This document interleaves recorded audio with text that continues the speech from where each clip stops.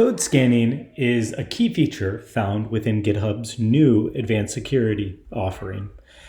It allows developers and security engineers to enable a SaaS tool that is embedded directly within the GitHub platform itself.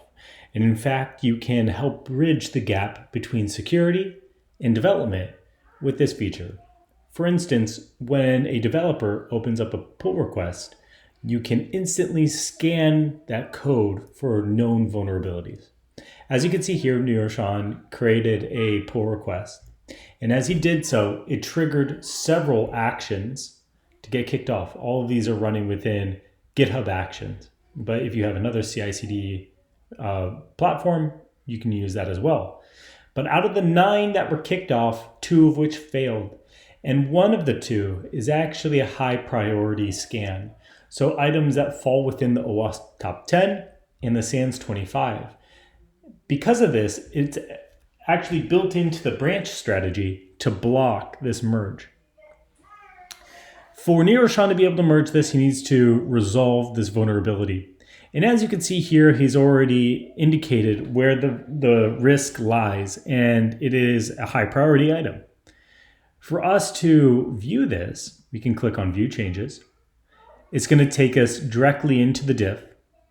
And what's nice about advanced security and this code scanning feature is that an annotation will show us directly where this sync occurs. Now, code scanning and the engine that helps find these vulnerabilities does it in a very unique way. Because we look at all variables and data as it flows through your application, we can show an entire stack trace from source to sink. Now, in this case, it's a minor one, but if you have a large stack trace, 10, 15 steps, no problem, they'll all be shown here. And what it really helps with is it indicates to a developer the path that a variable takes, and if there's any issues and any sanitation that needs to take place, whatever. You can see how it's being used.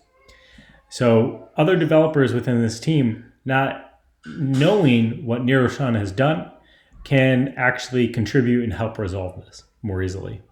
If it was a false positive or used in testing, you can mark it as such.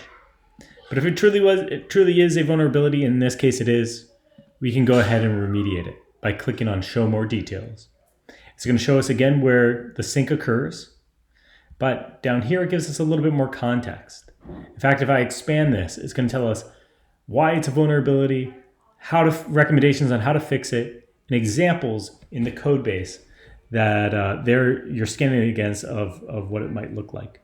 All of this is customizable. So if you know of a vulnerability that's impacted your code and application before, you can tell your developers how you want to fix it in the first place. I hope you found this video helpful. If you have any other questions, please reach out to your sales rep here at GitHub, and we'd be happy to set up a follow-up call.